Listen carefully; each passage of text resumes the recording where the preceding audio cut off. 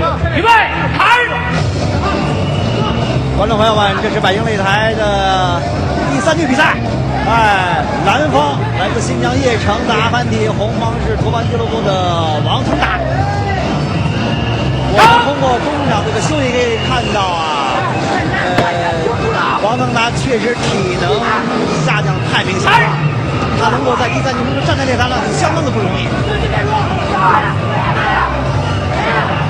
这场重量级的比赛，百姓比赛确实很有意思，很有这种戏剧性的一种变化。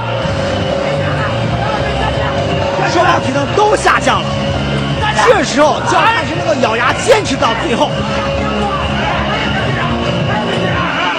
一脚轻轻的一脚，王腾达就站不住了，王南成站不住了，他实在太累了。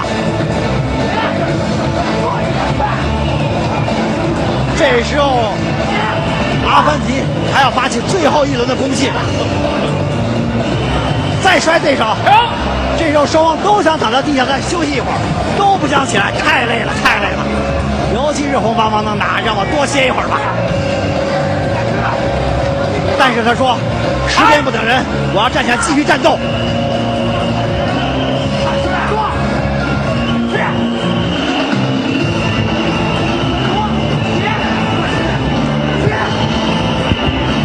继续坚持，第3局已经倒计时，打到现在来看，肯定是蓝方阿凡提要赢得这场比赛胜利。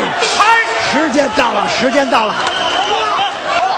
我相信比赛进行到第3局的后半段，两个人心中有2种愿望。第一个愿望，他们希望有人喊停，比赛结束。